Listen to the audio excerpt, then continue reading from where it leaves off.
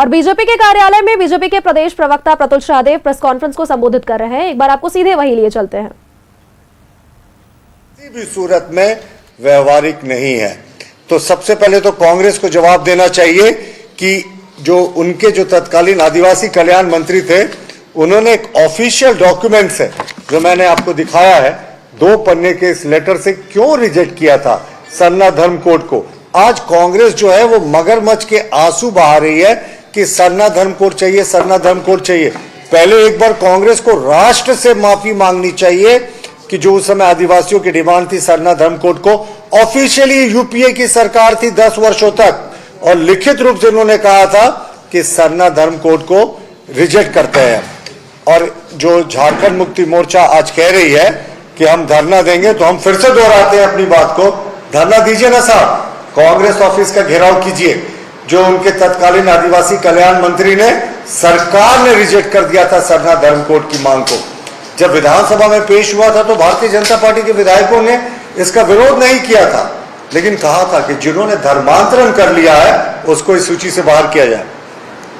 अब कांग्रेस का नाटक देखिए। कांग्रेस के लिए एक बड़े नेता थे पूर्व केंद्रीय मंत्री बाबा कार्तिक उरांव। उन्होंने अपने एक किताब थी, उनकी बहुत फेमस किताब थी 20 साल की काली रात।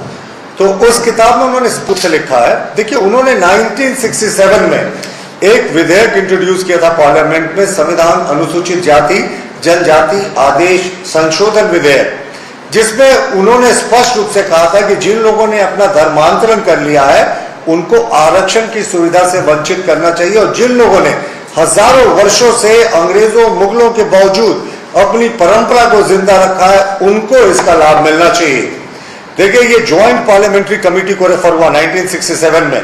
ज्वाइंट पार्लियामेंट्री कमेटी ने बाबा कार्तिक उरांव के दिए गए सभी सुझावों को मान लिया, लेकिन तत्कालीन प्रधानमंत्री इंदिरा गांधी जी ने इसे ठंडे बस्ते में डाल दिया।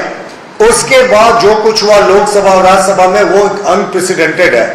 उस समय के 348 एमपी, जिसमें 322 एमपी लोकसभा के थे, 26 एमपी राज्यसभा के थे, उन्होंने इंदिरा गांधी जी को पत्र लिखकर कहा कि स्पेशल सेशन बुलाइए और इस जो विधेयक है इसको पारित कीजिए।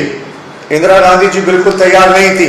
अंत में प्रेशर में उन्होंने इस विधेयक को पेश किया 24 नवंबर 1970 को, और व्हिप जारी किया कांग्रेस के सचेतक ने कि बाबा कार्तिक उरांव ने जो धर्मांतरित आदिवासियों को ये सरना कोड या आरक्षण के लाभ से बाहर करने की मंशा रखी है, उसके खिलाफ वोटिंग किया जाए।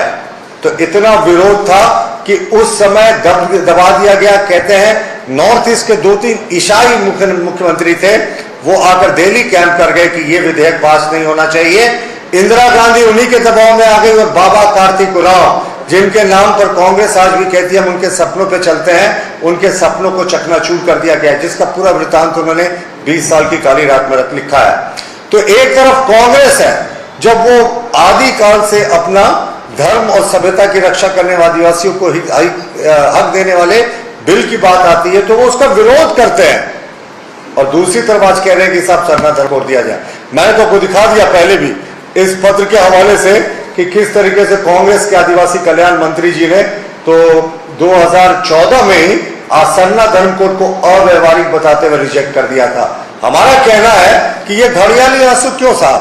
जब आप सत्ता में थे 10 वर्षों तक, उससे पहले 50 वर्ष तक थे, उस समय आपको सरना धर्म कोड नहीं सूझा, लेकिन आज आप सरना धर्म कोड की बात करें। जहां तक भाजपा का स्टैंड है, हमारा क्लियर स्टैंड है, हमने